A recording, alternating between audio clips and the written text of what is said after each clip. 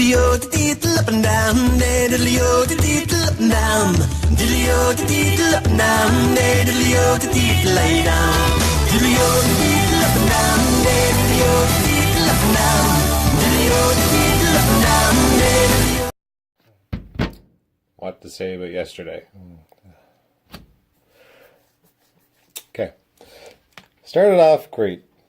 Got my temperature in the mash perfect. Mashed out as expected. Nice relaxing morning. Started to boil. Took forever. When I checked it out, seemed like I had really low flow from a propane tank. And gave it a little shake. Sure enough, flow increased. So I thought it was low. So I borrowed a tank off my father. Thank you for providing it. And sure enough, got my flow back. Nice flame. Hot break started, seemed like. So where my day was already going long, waiting on that, I did my bittering addition. I put an ounce of Magnum in there. So I started my timer. I went inside and I bottled off my birch sap and juniper berries, the Smreka experiment thing, and the Dr. Pepper. I'll show you in a minute. I got that in the back. That was fine. Came out, flame was out, no boil. Don't know how long. Still had a fair amount of heat, so I already had my bittering addition in. Didn't want to prolong it, so I kept my timer going.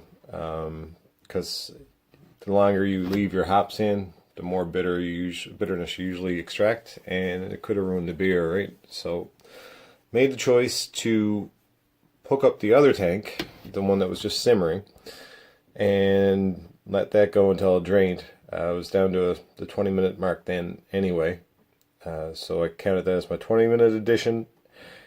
And when the flame finally went out 20 minutes later, maybe before that, because I had to come back in and do cleaning, because everyone cleans in homebrew, I did my Whirlpool edition and let it ride.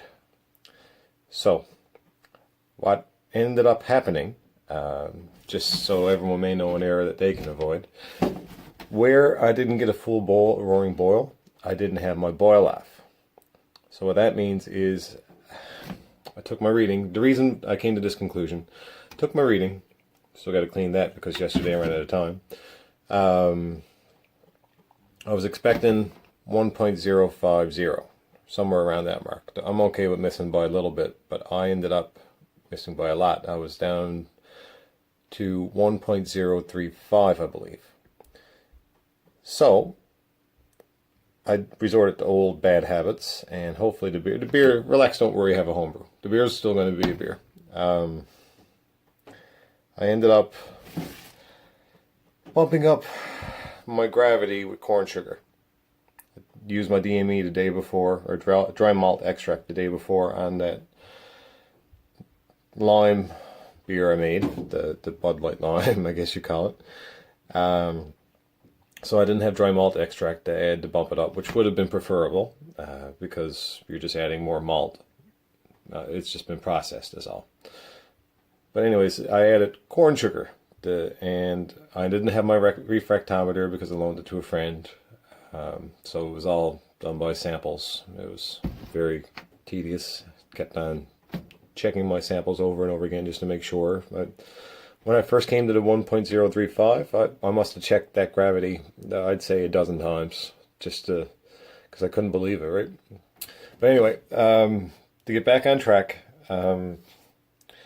bumped up the gravity to 1.50 to get the alcohol. Like to have a little bit of alcohol in beer, right? I know I like making mild sometimes, but it's not what I was going for here.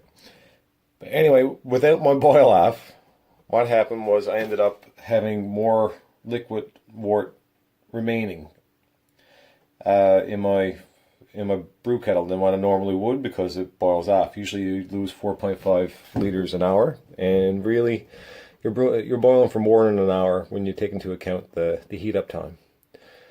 So with that extra volume of wort, it just made there was more water content than actual wort content, the sugars you get from your grain. So that lowered my initial gravity and resulted in me having more liquid to deal with, and it meant that I had more or less substance in there for to make my alcohol and overall beer in the end, right? So I ended up getting, I think, because I overshot my volume and screwed up what I was going for here, but still going to be a beer, by, I'm guessing about, I'd say, a gallon and a half. I put the remainder, another experiment coming up. I was putting the remainder in my test bottles, but I was starting to run out of bottles because there was so much volume. So I condensed all this extra runoff. This time I took even down to the trub just to, I guess, try to fill up the 3-gallon carboy. And I'm going to let this settle and ride longer than the first runoff. So the first wort that I took from the pot. First wort I'm letting ride, dry hopping like I was going to do for this IPA. That should be fine. And the other one where I just took the juniper berries off the birch sap. From my readings on Smreka, you can actually reuse juniper berries if you were to use them for your fermenting purposes. Like when you do straight Smreka, you're supposed to let the juniper berries, the yeast that's on there, do the work and create whatever it's going to be. So I had these berries, I placed them into 3-gallon carboy, and I racked the extra volume on top of that as an experiment. This may not turn out to be anything good, but it's a bonus volume that I didn't know what to do with. Didn't have the hops to do 2 separate dry hopses. So I used what I had, and I know that was going to work. The only thing is, I was going to rack it directly onto the juniper berries. Sometimes you're able to rack onto a previous brew. So I racked it onto the yeast that was there from the juniper berry birch sap experiment. Right now I have no activity in that one, but you can probably see in the background the other one. Got to clean that up now too. It's quite happy. So, to moral of the story, always make sure you got propane and just relax a little bit. Try not to do too much at once. Yesterday I also did the candy beer. That video's coming up shortly. That guy's doing quite well as well. No issues with that little test batch. The means I went through, or the way I went through getting the extra wort for the sample, seemed to be a good idea.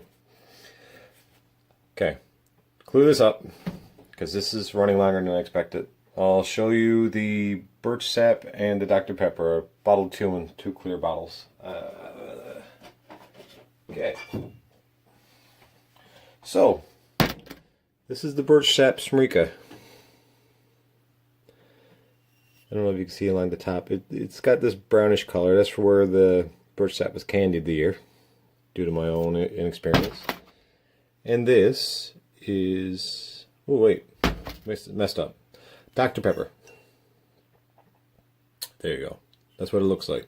This guy finished down to 1.00 after I added the baking soda for the lower the pH, or well, alter the pH. So it is possible to ferment soda. Should you? After I tasted it, I'm not sure. I have this carbonated, or ready bottled carbon now. So a couple of weeks we'll find out the tastings with carbonation. But as itself, really, it was robbed of almost all flavor. I almost tasted like a club soda when I tasted the liquid in this. Time will tell, because this was supposed to be used as an extra ingredient in a beer. So if there is any flavor there at all, it could work. I know you can ferment it, so I'm not saying this is a fail yet. Put that back. All right. Next, the Smreka. Cleared up, like it's a nice color due to the candying. This thing has a very strong taste. I gave it to a friend. I had a little bit left over in a glass that I put in the fridge just to remind myself of the flavors. It's got the gin-like bite from the juniper berries. It does. There's this residual sweetness, even though this fermented down to 1.002. So you'd expect it to be dry, but it doesn't really come across as dry. That being said, I don't know if I'd be doing this again. Just wanted to say I tried it. And it probably does have the characters of a Smreka. I did everything I was supposed to do, right? But time will tell. It's carving, and we will see. Yeah, call it a success that it fermented, but we will see if it's actually worth doing. Okay. Candy beer. That will be, the video should be up maybe tomorrow. I'm trying not to put too many videos up in once, but I just wanted to keep you guys posted on the day from hell. Careful, watch your volumes. Okay. Yeah, thanks for watching this, guys. All right.